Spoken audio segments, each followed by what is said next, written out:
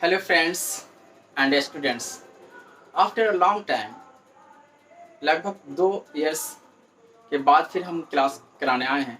लेकिन इस बार सिर्फ स्पोकन पे फोकस नहीं होगा, क्योंकि कुछ लोगों का कहना है कि ये क्लास ऐसा हो कि इंग्लिश का क्लास के वो इंटर तक वाले को काम आए, ग्रामर और जो बैंकिंग वगैरह की तैयारी करते हैं या कंपटीशन की तैयारी करते हैं, कोई भी जनरल कंपटीशन, तो उनको भी ये काम आ जाए। तो मेरा फोकस अब रहेगा कि ग्रामर को इस तरह पढ़ाया जाए कि वो इंटर तक जो भी स्टूडेंट्स हैं उनको इंग्लिश में काम आएगा, और जो तैयारी कर रहे हैं जनरल कंपटीशन की उनको काम आएगा, और बैंकिंग वगैरह एसएससी वगैरह है उसमें काम आ जाएगा। तो हमारा भी ये फोकस होगा। इसलिए हम जब क्लास चौथी क्लास जो हमारे चौथी वीडियो को देखेंगे, तो उसमें हमने नाउन और प्रोनाउन को पढ़ाया था, और हमने कहा था कि इसका हम लोग काइंड्स नहीं पढ़ेंगे। लेकिन अब जो है इसका काइंड्स भी हम लोग पढ़ेंगे, और फिर हम उसको अच्छी तरह से देखेंगे कि फिर आगे नाउन में और क्या क्या हो सकता है। तो आइए हम देखते हैं नाउन। तो हमने बताया था कि noun is a naming word. Noun is a naming word का मीनिंग हमने कहा था ऐसे कि हम जिस चीज को देखते हैं वो या नहीं देखते हैं, उसका कोई ना कोई नाम है, वही नाउन है। अब हम लोग काइंड्स ऑफ नाउन देखेंगे कि नाउन के कैसे कैसे काइंड्स बने हैं। ठीक है, तो आइए हम लोग देखते हैं। तो यहाँ हम लिखते हैं नाउन, NOUN, नाउन। तो नाउन जो होता है वो मेनली दो तरह का होता है। नाउन जो होता है वो मेनली दो तरह का होता है। कौन कौन सा नाउन? एक होता है countable, countable noun. Countable noun का तो काउंटेबल नाउन, काउंटेबल का मतलब होता है, काउंट का मीनिंग होता है गिनती करना, और काउंटेबल का मतलब होता है कि जिसकी गिनती की जा सके। तो ऐसे नाउन को काउंटेबल नाउन कहते हैं। और अनकाउंटेबल नाउन, सेकेंड है अनकाउंटेबल नाउन। अनकाउंटेबल नाउन यानी ऐसा नाउन जिसकी गिनती नहीं की जा सकती है, ऐसे नाउन अनकाउंटेबल नाउन कहलाते हैं। तो ये समझ में आ गया। अब देखेंगे काउंटेबल नाउन्स के कितने काइंड्स हैं। तो काउंटेबल नाउन्स के 3 काइंड्स हैं। फर्स्ट में proper noun. Proper noun is a kind of countable noun. Proper noun is a kind of countable noun. And common noun. Common noun is also a kind of countable noun. And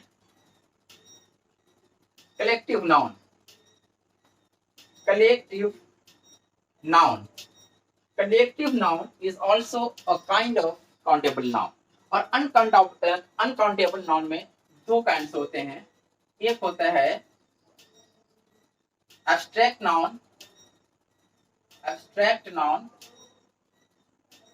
and second is material noun, material noun. Abstract noun and material noun. तो first में countable noun के 3 kinds, proper noun, common noun and collective noun. And uncountable noun के 2 kinds होते हैं, abstract noun and material noun. आप कहीं कहीं किसी बुक में देखेंगे कि there are 5 kinds of noun, proper noun, common noun, collective noun, abstract noun and material noun. और कहीं कहीं देखेंगे कि there are 2 kinds of noun, countable noun और अनकाउंटेबल नाउन। ये इस तरह का इसका स्ट्रक्चर है कि नाउन 2 तरह के होते हैं, काउंटेबल नाउन और अनकाउंटेबल नाउन। काउंटेबल नाउन 3 तरह के होते हैं, proper noun, common noun, collective noun. And uncountable noun जो होते हैं वो एब्स्ट्रैक्ट नाउन होते हैं और मटेरियल नाउन होते हैं। फिर हम लोग इसका अलग अलग देखेंगे कि प्रॉपर नाउन क्या हुआ। तो प्रॉपर नाउन, तो अब प्रॉपर नाउन को हम लोग देखेंगे।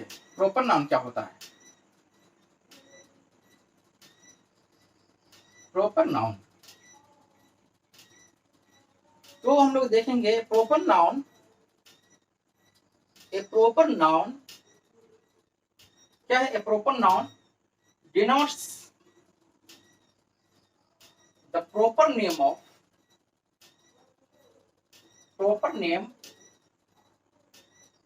of a person, place, animal or thing. A proper noun denotes the proper name of a person, place, animal or thing। यानी proper noun दिखाता है एक proper noun को, जो किसी पर्सन का हो सकता है, किसी प्लेस का हो सकता है, किसी एनिमल का हो सकता है, किसी थिंग का हो सकता है। जैसे फॉर एग्जाम्पल अहमद, ये नेम ऑफ पर्सन है। प्लेस मुजफ्फरपुर, ये नेम ऑफ प्लेस है।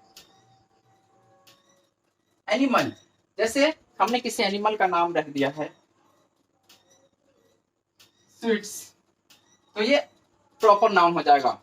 और कोई थिंग है, कोई सामान है जिसका हमने नाम रख दिया है, जैसे पेन का लिंक, ये पेन की कंपनी है, ये सामान का नाम है, तो ये प्रॉपर नाउन हो गया। अहमद मुजफ्फरपुर, ये अहमद किसी पर्सन का नाम है, मुजफ्फरपुर किसी प्लेस का नाम है, स्वीट्स किसी एनिमल का नाम हमने रख दिया है, और ये थिंग का नाम ग्लासडेड पेन है, तो प्रॉपर नाउन है। अब हम कॉमन नाउन को देखेंगे, कॉमन नाउन क्या होता है। जब हम कॉमन नाउन को पहचान लेंगे तो प्रॉपर नाउन को पहचानना और भी आसान हो जाएगा। पहले हम लोग एक बार कॉमन नाउन को एक बार देख लेते हैं, फिर प्रॉपर नाउन पे चर्चा करेंगे। कॉमन नाउन, एक common noun, a common noun, a common noun is a common noun is the common name of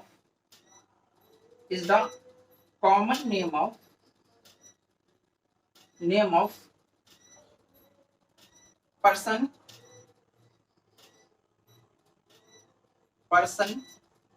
place, animal और थिंग। एक कॉमन नाउन जो होता है, एक कॉमन नेम होता है किसी पर्सन का, किसी प्लेस का, किसी एनिमल का और किसी थिंग का। जैसे कि ये अहमद, ये जो है इसका हम एग्जांपल लेंगे तो बॉय अगर कहेंगे तो वो कॉमन हो सकता है। अगर हम किसी को कहेंगे ए बॉय इधर आओ, तो वो कोई भी लड़का हो सकता है। लेकिन जब हम अहमद कहेंगे, जब उसका नाम लेकर के बुलाएंगे, तो वो कोई प्रॉपर लड़का होगा जो हमारी तरफ आ सकता है। तो इसी जब कॉमन नाउन ही का जब हम नाम रख देते हैं, जैसे प्लेस कोई भी हो सकता है, तो कोई भी प्लेस हो सकता है, तो अगर हम उसका नाम रख दिए मुजफ्फरपुर, तो मुजफ्फरपुर हो गया। अगर औराई किसी का नाम रख देंगे तो वो औराई हो जाएगा।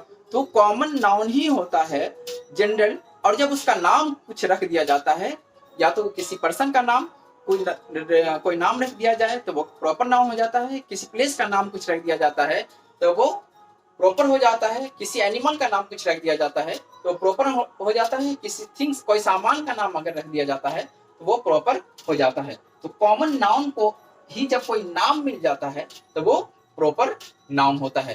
तो आज हम लोगों ने प्रॉपर नाउन और कॉमन नाउन को पढ़ा है। फिर हम लोग कल कलेक्टिव नाउन और एब्स्ट्रैक्ट नाउन, मटेरियल नाउन को पढ़ेंगे, ठीक है। तो जो स्पोकन के लिए जो सिलसिला है वो भी रुकना नहीं चाहिए, और इसके लिए मैं फिर वर्ड्स को आगे बढ़ाया हूँ। और आसान वर्ड्स जो हमें हमेशा जनरल बातचीत में काम आता है, उस वर्ड्स को हमने फिर लिखा है। वो फर्स्ट में देखेंगे कि डिस्पाइट ऑफ इंस्ट्रक्शन, हिदायत के बावजूद।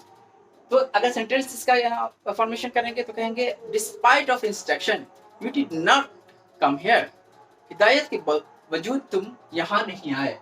और अलॉन्ग विथ मीन्स साथ साथ है। फिर है since a very long time, लंबे समय से। Since I have not seen you since a very long time, बहुत लंबे समय से मैंने तुम्हें नहीं देखा है। और विदाउट मीनिंग होता है के बिना। Yes you can't come in without permission, तुम इजाजत के बिना अंदर नहीं आ सकते। तो वहाँ ऐसे जगहों पे ऐसे वर्ड्स का इस्तेमाल करते हैं। ये सारे वर्ड्स जो होते हैं वो जनरल बातचीत में काम आते हैं। लॉन्ग लॉन्ग अगो, बहुत पहले। एनी हाउ, किसी भी तरह। Anyhow I have to solve this question, किसी भी तरह मुझे इस क्वेश्चन को हल करना है। तो एनी हाउ, बोथ मीन्स दोनों। बोथ ऑफ यू, आप दोनों। Both of you come here, आप दोनों यहाँ आ जाएं। और वन ऑफ यू, आप में से एक। इससे बहुत सारे वर्ड्स और हम लोग फॉर्म कर सकते हैं। Both, one of you means आप में से एक, वन ऑफ देम मीन्स आप। या 2 ऑफ देम मीन्स उनमें से 2, 3 ऑफ देम मीन्स उनमें से 3। तो बहुत सारे वर्ड्स हम ऐसे बना सकते हैं। एनी टाइम माने किसी भी समय, एनीवेयर मीन्स कहीं भी, और नोवेयर मीन्स कहीं नहीं। तो nowhere it will be present, it will be available after thousands of years. ये 1000 साल के बाद कहीं भी उपलब्ध नहीं होगा।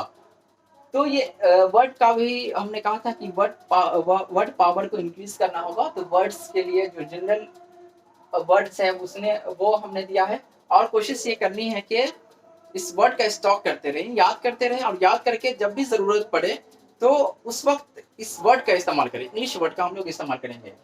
अब हम फिर एक स्ट्रक्चर लेंगे जो हमने लास्ट क्लास में लिया था कि जैसा मैं कहता हूं वैसा ही करो, और हम अब इस बार दूसरा स्ट्रक्चर ले रहे हैं।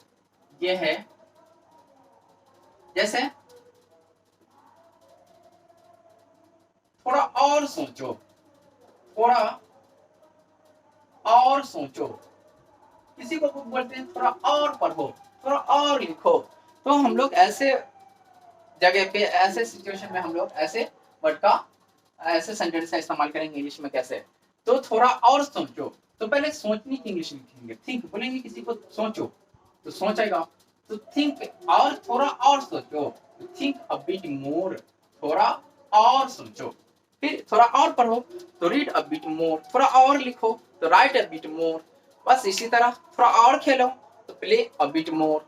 तो बहुत सारे सेंटेंस का फॉर्मेशन हो सकता है। तो आप लोग कोशिश करेंगे कि ज्यादा से ज्यादा सेंटेंस का प्रैक्टिस करें, और जिससे कि आपकी इंग्लिश अच्छी हो सके। और लगातार सभी क्लासेस को पाने के लिए सब्सक्राइब और बेल आइकन को जरूर दबा दें, ताकि फौरन क्लास होते हुए आपको इसका नोटिफिकेशन मिल जाए। Thank you very much.